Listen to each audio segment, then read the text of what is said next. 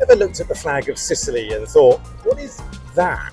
You're not alone. This video, we're diving deep into the tangled Triskelion-shaped mystery at the heart of the Mediterranean. And along the way, we're dragging the Isle of Man into it too. Yes, that other place with the creepy three-legged thing. Welcome to this Sicilian. Flags in 50 places. The time, well, we're kicking things off on the 8th century BC because that's how far back this rabbit hole of a symbol goes. The place, the ancient island of Sicily. Greek colonies popping up along the coast like mushrooms after rain. Pagan symbols flying about. Over in the British Isles, just mist and druids, probably. So the place, Sicily, the beautiful boot-kicked island in the heart of the Mediterranean. It wants to be seen, it wants to stand out. And it really wants to show everyone just how central it really is to everything. The goal? Well, so how do you make your flag stand out when you've had more invaders than an average Risk board game? You find something old, something meaningful, and something that says, don't mess with me or my three legs. The consequences, however, fail to make your flag memorable, and you're just another coat of arms on a bedsheet. Make the right call, and your flag ends up on tattoos, on shoulders, printed on fridge magnets, and recognised worldwide, even if no one actually knows quite what it means. The flag of Sicily today is a split of yellow and red, but smack in the middle is the Triskelion. That's the spinny three-legged symbol you're probably staring at. The Triskelion, it sounds like a Marvel villain, but it's actually an ancient symbol found across Indo-European cultures. Three legs bent at the knee, radiating from a central point, often interpreted as motion, eternity, or some sort of unstoppable force. In Sicily's case, it fits.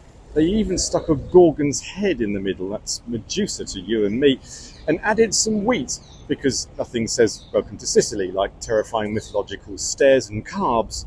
But here's the twist. Sicily isn't alone in this Triskelion thing, because sitting smugly in the Irish Sea, the Isle of Man has the same symbol.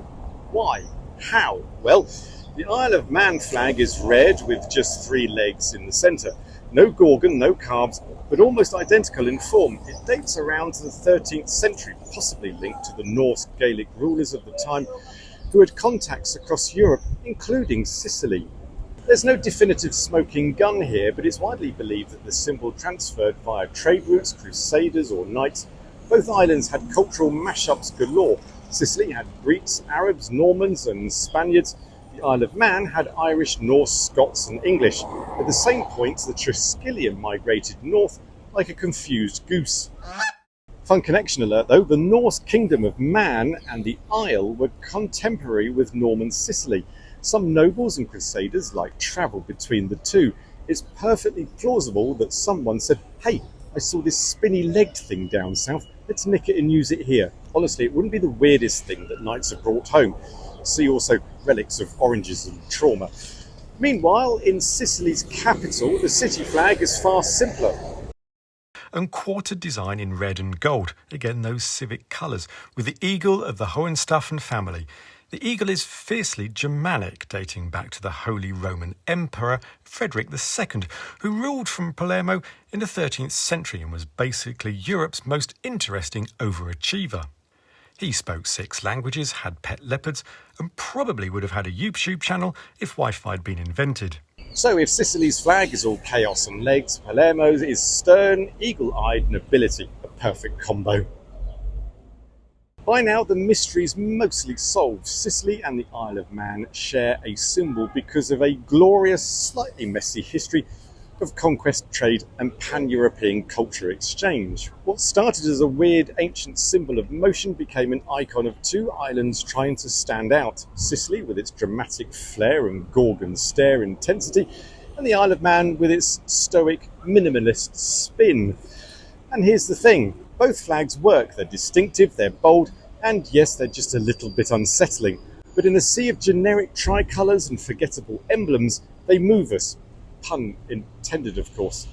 So the next time someone says that flag looks like it belongs to a mythical laundry day, you can smugly tell them about the Greek Trinicia, Norman conquest, Palermo's proud colours, and the Isle of Man unexpected medieval fashion choices. Weird flags are great. They make us ask questions, they make us curious, and sometimes they remind us the world is more connected than it seems by roads, legends, and, yes, by legs.